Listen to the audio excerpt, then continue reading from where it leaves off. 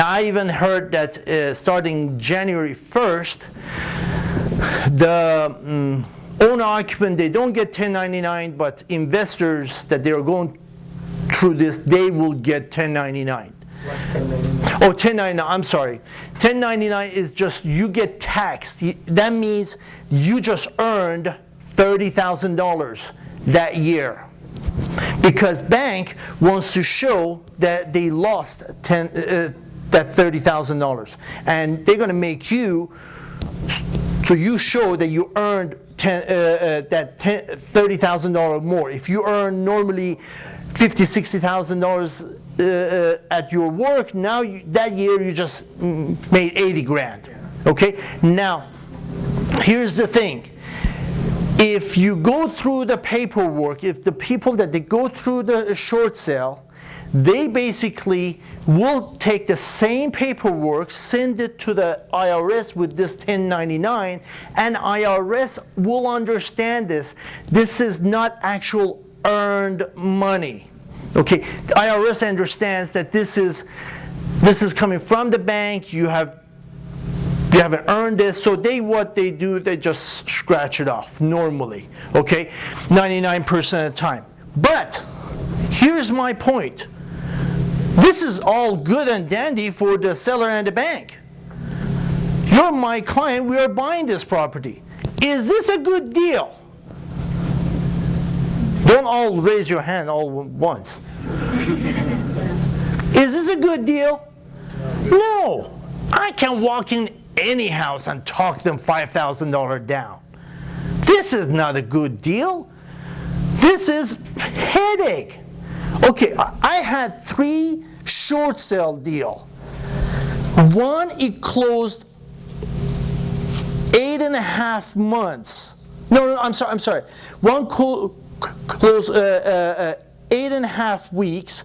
The other one closed in 4 months. The third one, we never even could get an answer from the bank. And that was 2006. We still haven't heard of them yet.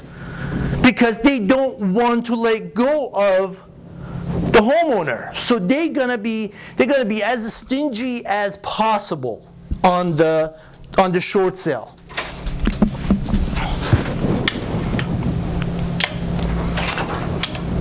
Now, with that in mind, what I let them do, I'll wait till the whole thing goes through. If my client really likes this house, this is not the deal that we're going to touch.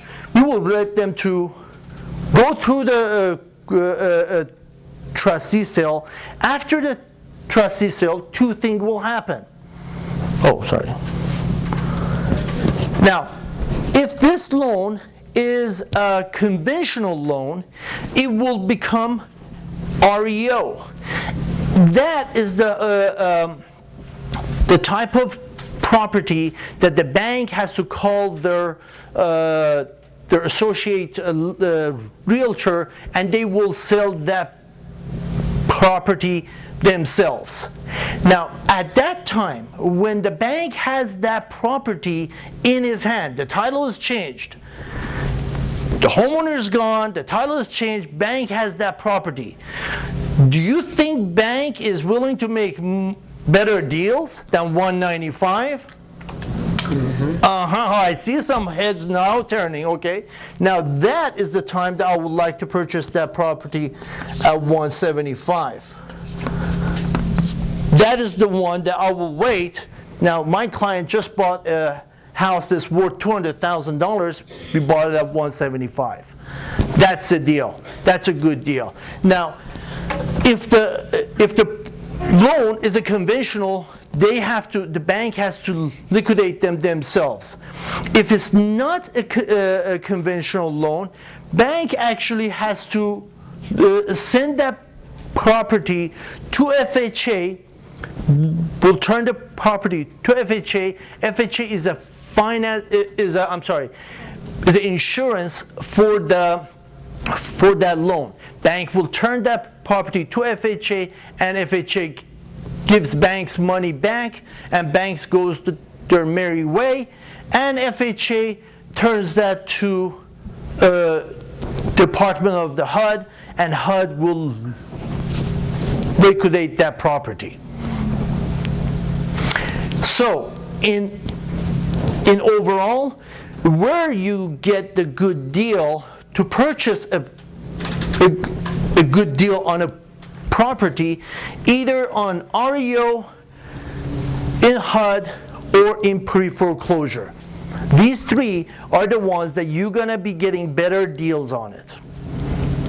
Yes, sir. I want to make sure I understand this piece. These are the trustee sales that didn't go to a private purchaser, a private buyer. The bank held them. They didn't sell at auction. That's how they made it FHA. 99.99% of the time, bank will take over. Because Okay. It won't sell. It won't sell in the courthouse. As soon as bank takes over, bank will know, is this a FHA loan? Was this a FHA loan, or was this a conventional loan? If it's a conventional loan, bank, that will turn to REO, and bank has to sell that property themselves. If it's a FHA loan, bank will turn that property to FHA, gets their money, goes their merry way. FHA, again, it turns the title will change to HUD, and HUD will liquidates it for FHA. So when you are buying a HUD property from the old owner to you, that property had changed hand twice, from the old homeowner to the bank to HUD to you. If it's a REO, it has changed only once in between you guys. So from old homeowner to the bank and to you. Was that making it? I bought the property from Fannie Mae. So Fannie Mae. That's conventional. So you said the pre-foreclosures are private. How do you find out a short sale? Okay. You said there are cases when... Yeah.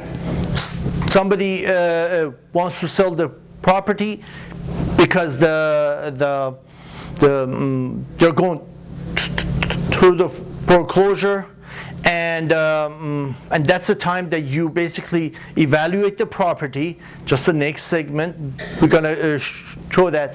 We evaluate the property, and actually the agent, the real estate agent that is listing this, they better have done that, or they're going to be in a deep surprise. You evaluate the property. If the loan amount is higher than what the comps are on that property, you're in short sale situation. So you're saying that the owner has decided to sell, they've realized that they can't make the payment, so they've decided to sell. Is that how it becomes public? Okay, so they've decided to sell. And you're on pre-foreclosure? Yes. Okay. They haven't, they just made it public. They haven't filed foreclosure yet. Now, all the pre-foreclosures, they're same, except there's some of them, the loan amount is higher than the value. You have two houses in one neighborhood goes for sale. Okay, both of them are $190,000 comps. One has a $150,000 loan. The other one has $200,000 loan. Whoops. Okay, both of them are going through foreclosure. This one is in trouble, but this one can sell it very easily because they can just ask for 160, 175 and sell it real quickly. These guys, they got $200,000 loan. They are not going to be, this is the loan, this is the value.